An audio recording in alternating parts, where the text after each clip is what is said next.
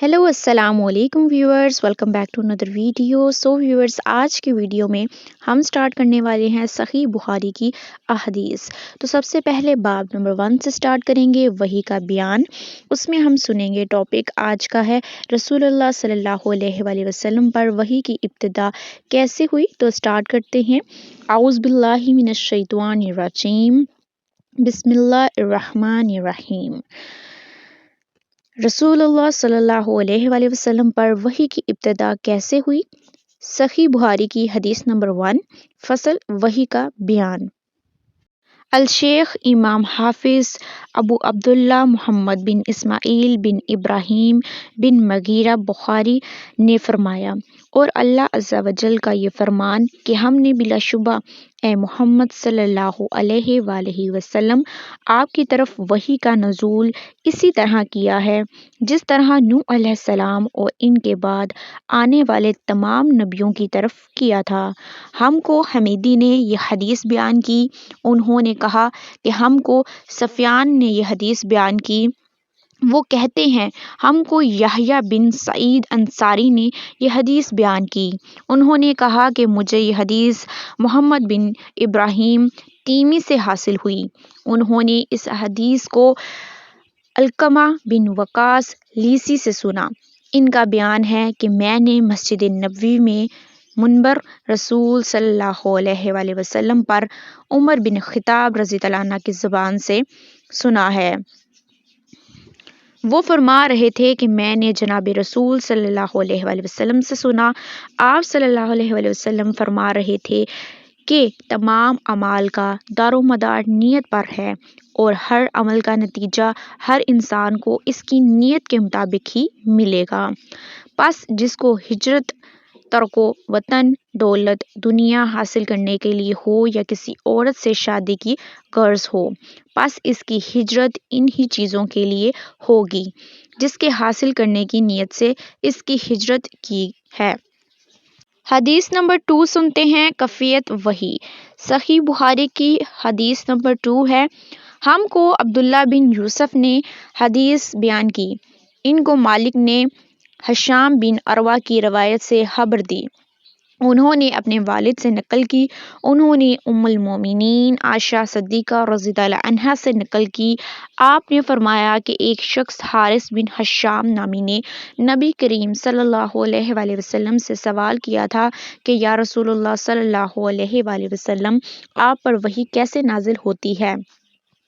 आप सल्लल्लाहु अलैहि वसल्लम ने फरमाया कि वही नाजिल होते वक़्त कभी मुझको घंटी की सी आवाज़ महसूस होती है और वही की ये कैफियत मुझ पर बहुत शाक गुजरती है।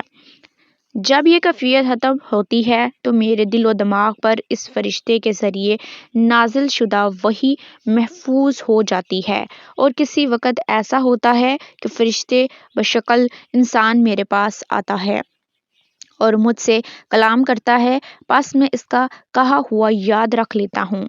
आयशा रज़ियल्लाहु अन्हा का बयान है कि मैंने सख्त कड़ाके की सर्दी में नबी करीम सल्लल्लाहु अलैहि वसल्लम को देखा है कि आप सल्लल्लाहु अलैहि वसल्लम पर वही नाजिल हुई, और जब इसका सिलसिला मौक़ूफ़ हुआ तो आप सल्लल्लाहु अलैहि वसल्लम की पेशानी पसीने से शराबोर थी। नेक्स्ट टॉपिक की तरफ चलते हैं। नेक्स्ट टॉपिक है हमारे पास नंबर 3, वही की इब्तिदा। अहदीस नंबर 3 है, सही बुखारी की हदीस नंबर 3। हमको यहया बिन बकीर ने यह हदीस बयान की। वो कहते हैं कि इस हदीस की हमको लैस ने खबर दी। लैस अकील से रवायत करते हैं, अकील इब्ने शहाब से, वो अरवा बिन ज़ुबैर से, वो इमाम अल-मोमिनीन आयशा रज़ियल्लाहु अन्हा से नकल करते हैं कि उन्होंने बतलाया कि नबी करीम सल्लल्लाहु अलैहि वसल्लम पर वही का इब्तिदाई दौर अच्छे सच्चे पकीज़ा ख्वाबों से शुरू हुआ। آپ صلی اللہ علیہ وآلہ وسلم خواب میں جو کچھ دیکھتے وہ صبح کی روشنی کی طرح صحیح اور سچا ثابت ہوتا۔ پھر من جانب قدرت آپ صلی اللہ علیہ وآلہ وسلم تنہائی پسند ہو گئے اور آپ صلی اللہ علیہ وآلہ وسلم نے غار حرا میں خلوت نشینی اختیار فرمائی اور کئی دن اور رات وہاں مسلسل عبادت اور یاد الہی و ذکر و فکر میں مشغول رہتے۔ جب تک گھر آنے کو دل نہ چاہتا تو شاہ ہمراہ لیے ہوئے وہاں رہتے۔ تو شاہ ختم ہونے پر ہی اہلیہ محترمہ خدیجہ رضی اللہ عنہا کے پاس تشریف لاتے اور کچھ توشہ ہمراہ لے کر وہاں جا کر خلوت زریں ہو جاتے۔ یہی طریقہ جاری رہا یہاں تک کہ آپ صلی اللہ علیہ وآلہ وسلم پر حق منکشف ہو گیا اور آپ صلی اللہ علیہ وآلہ وسلم غار حرا ہی میں قیام پذیر تھے کہ اچانک جبرائیل علیہ السلام آپ صلی اللہ علیہ وآلہ وسلم کے پاس حاضر ہوئے اور کہنے لگے کہ اے محمد پڑھو۔ آپ صلی اللہ علیہ وآلہ وسلم فرماتے ہیں کہ میں نے کہا کہ میں پڑھنا نہیں جانتا۔ آپ صلی اللہ علیہ وآلہ وسلم فرماتے ہیں کہ فرشتے نے مجھے پکڑ کر اتنے زور سے بھینچا کہ میری طاقت جواب دے گئی، پھر مجھے چھوڑ کر کہا کہ پڑھو۔ میں نے پھر وہی جواب دیا کہ میں پڑھا ہوا نہیں ہوں۔ اس فرشتے نے مجھ کو نہایت ہی زور سے بھینچا کہ مجھ کو سخت تکلیف محسوس ہوئی۔ پھر اس نے کہا کہ پڑھ۔ میں نے کہا میں پڑھا ہوا نہیں ہوں۔ فرشتے نے تیسری بار مجھ کو پکڑا اور تیسری مرتبہ پھر مجھ کو بھینچا، پھر مجھے چھوڑ دیا اور کہنے لگا کہ پڑھو اپنے رب کے نام کی مدد سے جس نے پیدا کیا اور انسان کو خون کی پھٹکی سے بنایا۔ پڑھو اور آپ کا رب بہت ہی مہربانیاں کرنے والا ہے بے شک۔ بس یہی آیتیں آپ صلی اللہ علیہ وآلہ وسلم جبرائیل علیہ السلام سے سن کر اس حال میں غار حرا سے واپس ہوئے کہ آپ صلی اللہ علیہ وآلہ وسلم کا دل اس انوکھے واقعے سے کانپ رہا تھا۔ آپ صلی اللہ علیہ وآلہ وسلم خدیجہ کے ہاں تشریف لائے اور فرمایا کہ مجھے کمبل اوڑھا دو، مجھے کمبل اوڑھا دو۔ لوگوں نے آپ صلی اللہ علیہ وسلم کو کمبل اڑا دیا۔ جب آپ صلی اللہ علیہ وآلہ وسلم کا ڈر جاتا رہا تو آپ صلی اللہ علیہ وآلہ وسلم نے اپنی زوجہ محترمہ خدیجہ رضی اللہ عنہا کو تفصیل کے ساتھ یہ واقعہ سنایا اور فرمانے لگے کہ مجھ کو اب اپنی جان کا خوف ہو گیا ہے۔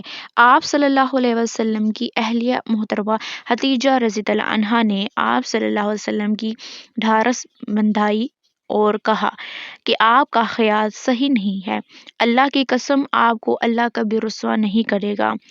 آپ تو اہلاک فاضلہ کے مالک ہیں، آپ تو کنبہ پرور ہیں، بے کسوں کا بوجھ اپنے سر پر رکھ لیتے ہیں، مفلسوں کے ساتھ آپ کماتے ہیں، مہمان نوازی میں آپ بے مثال ہیں اور مشکل وقت میں آپ امر حق کا ساتھ دیتے ہیں۔ ایسے اوصاف حسنہ والا انسان یوں بے وقت ذلت و خواری کی موت نہیں پا سکتا۔ پھر مزید تسلی کے لیے خدیجہ رضی اللہ عنہا آپ صلی اللہ علیہ وسلم کو ورقہ بن نوفل کے پاس لے گئیں جو ان کے چچا زاد بھائی تھے اور زمانہ جاہلیت میں نصرانی مذہب اختیار کر چکے تھے اور عبرانی زبان کے کاتب تھے۔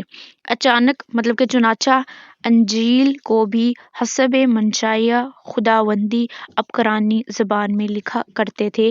انجیل سریانی زبان میں نازل ہوئی تھی، پھر اس کا ترجمہ عبرانی زبان میں ہوا۔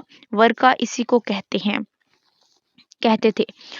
وہ بہت بوڑھے ہو گئے تھے، یہاں تک کہ ان کی بینائی بھی رخصت ہو چکی تھی۔